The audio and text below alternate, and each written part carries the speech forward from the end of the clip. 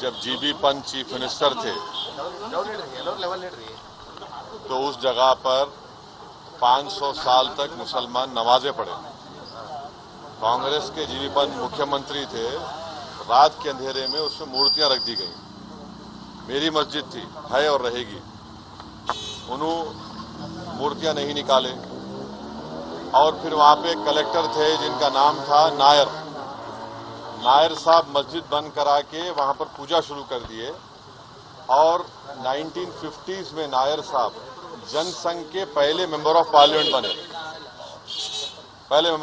बने। फिर 1986 में लॉक्स खोले गए, बगैर मुसलमानों को सुने। बूटा सिंह शिलान्यास कर दिए। 6 दिसंबर 1992 को सुप्रीम कोर्ट को ये वादा करके बीजेपी संघ परिवार बाबरी मस्जिद को डिमोलिश कर दिए, शहीद कर दिए। और बीजेपी के पास ये मुद्दा कब आया? आपको मालूम? आप लोग मालूम बीजेपी कब उठाई? 1989 में पालनपुर में बीजेपी रेजोल्यूशन पास करी। विश्व हिंदू परिषद जब फॉर्म हुई, जब तो राम मंदिर नहीं था। महात्मा गांधी बोले क्या? महात्मा गांधी इस बारे में बोले, उन्होंने तो बहुत बड़े, उन्होंने तो हे राम बोल के मारने वाला गोली मारा उनको गोडसे, उनके जबान से ही तो निकला था। वो बोले क्या? नहीं बोले। तो ये पूरा एक सिस्टमैटिक तरीके से भारत के मुसलमानों से ये बाबरी मस्जिद को छीन लिया गया। सुप्रीम कोर्ट का यकीनन फैसला है। सुप्रीम कोर्ट हमारे मुल्क की आखिरी एपेक्स कोर्ट है। टाइटल सूट था, तो टाइटल सूट में सुप्रीम कोर्ट ने यह कह दिया कि फेथ की बुनियाद पर हम ये जगह मुसलमानों को नहीं दे सकते।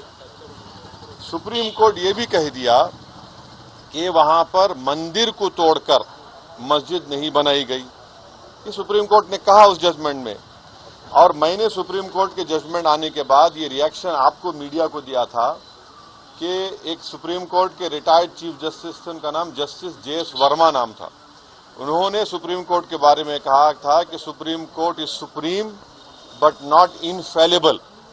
ये उन्होंने कहा था। मैं फिर से कह रहा हूं, और मैंने उस वक्त ये कहा था कि ये जजमेंट आने के बाद ऐसे कई मुद्दे खुल जाएंगे, जिसको अंग्रेजी में बोलते हैं Pandora box will be open.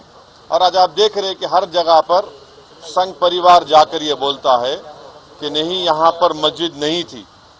ये मेरा मानना है, ये मेरा बोलना है, हम ये बोल रहे हैं। अगर जीबी पंत मूर्तियां हटा देते तो क्या आज ये दिन देखना पड़ता हमारे को? अगर 1986 में ताले नहीं खोले जाते तो क्या आज ये दिन आता?